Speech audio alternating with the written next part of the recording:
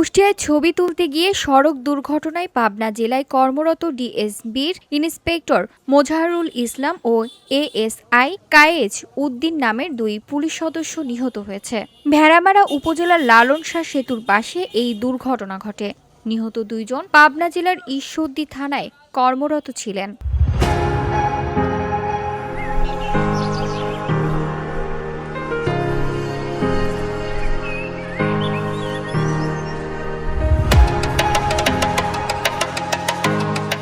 Police সূত্রে জানা যায়, সকালে ঈশ্বরদী থেকে মোটরসাইকেল যোগে তারা ভেড়ামারা লালন শাহ সেতু এলাকায় ঘুরতে যান।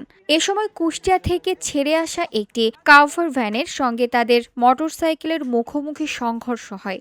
এতে ঘটনাস্থলেই দুই পুলিশ সদস্য নিহত হন।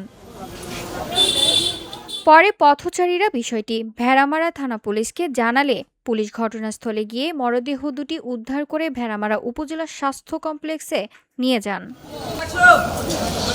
এ বিষয়ে ভেড়ামারা থানার ভারপ্রাপ্ত কর্মকর্তা ওসি জাহিদুর রহমান ঘটনার সত্যতা নিশ্চিত করে জানান, দুর্ঘটনায় জড়িত কাভার্ড ভ্যানটি জব্দ করা হয়েছে এবং আইনগত ব্যবস্থা গ্রহণ প্রক্রিয়াধীন রয়েছে। নিহত পুলিশ সদস্যের মরদেহ যথাযথ প্রক্রিয়ার মাধ্যমে পাবনা জেলা পুলিশের কাছে হস্তান্তর করা হবে বলেও তিনি জানান।